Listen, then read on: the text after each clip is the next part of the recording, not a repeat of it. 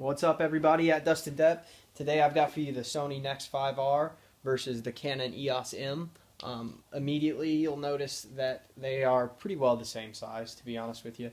They're both mirrorless cameras, micro four thirds, whatever you want to call it. One awesome feature about the Canon is it does come with its own personal Hotshoe, so you don't have to buy proprietary equipment for it like you do the Sony, which is a bit of a pain, and there's not a lot of options out there for it. I do have the stereo mic that comes with it, but to be honest with you, it's not worth the money. Don't go for it. The Sony comes with this flash. Neither of them have a built-in flash. There's Sony's flash, which I do actually quite like the flash. You will notice, though, that if you're taking certain angle of pictures, you might get a little black in the photo, a little shading, due to the fact that the flash can't fire and give it picture down, give light down below. The lens actually blocks some of the light. Now here is the Canon flash, and you'll notice that it's quite a bit bigger, but the reason for that is to keep it from actually having those shading areas, and therefore I think it's a much better designed flash due to that. I don't like the looks of it, don't get me wrong, but it does work a lot better.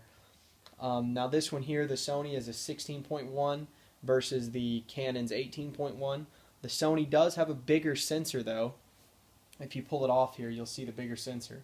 So, see, as you can see, there's the sensor on the Sony versus the sensor here on the Canon. Now, it's only slightly bigger. Canon and Sony have some of the biggest sensors out there, so you don't really need to worry about that. Another cool thing about the EOS is that with the EOS you can buy an adapter, and then you can put all your Canon lenses on it. So if you have a DSLR or anything like that, you can add all those lenses in. So that's a very good thing if you have other lenses, or if you plan on getting a bigger camera in the future. Sony, you can buy an adapter for it to be able to put other lenses on it, but they're not actual Sony adapters, so that's all right though. As far as differences between them, the Sony comes with this adjustable screen, which is a pretty cool feature. Touch screen, just like the Canon. I prefer the Canon's touch screen. I think it's a lot easier to use, and I think the interface is a lot better on the Canon versus the Sony. Now the Sony does have built-in Wi-Fi, which is a pretty cool option, and you can have an app on your phone where you can control it from your phone, which is also pretty cool.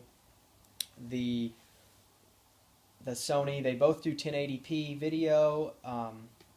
Really, it's all up to choice. But for me, I choose the Canon. Now this was my original camera, and I just purchased the Canon due to the fact that I got fed up with the way the menu system works, especially if you're shooting in manual mode.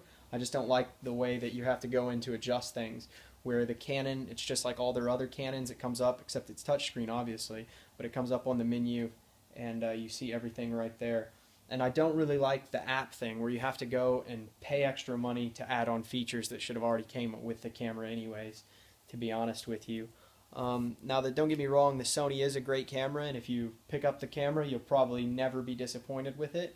I will say, though, that if you're planning on just shooting with automatic mode, the Canon seems to take a lot clearer pictures in the intelligent mode or automatic plus, whatever you want to call it, the non-manual mode. It does seem to take clearer pictures, and from my perspective anyways, all the pictures that I've taken, especially low light pictures, it seems to take better pictures, even though the Sony is supposed to have higher low light capabilities. Now this is one of the highest rated cameras out there on the market, and the way you hold it and everything, it does feel a lot better in your hand than the Canon. And the Canon doesn't really have any nub or anything for you to hold on to other than that little piece right there, where the Sony's got a nice grip on it. And as far as style wise, the Sony definitely has a lot better looks. But if you're thinking about depends on the money you want to spend. Now you can get these a little bit cheaper than when they first came out, but if you're really wanting a really high-end camera, I'd go with the Sony NEX-7 over this if you're looking to do professional type photography, because that's right there with it, and it comes with a Hotshoe and everything as well. The 5R is your maybe a step above amateur, your intermediate photo or photographer. So, and the Canon the Canon is a really good quality camera. It's the same sensor you're going to see in the 60D and things like that, so you already know that you're going to get good clear pictures out of it. There is some options they left out that they could have added, like it doesn't do 60 frames per second on the 1080p video, which is a bit of a pain, but how many of you are actually viewing 60 frames per second anyways? So, but anyways, there you go.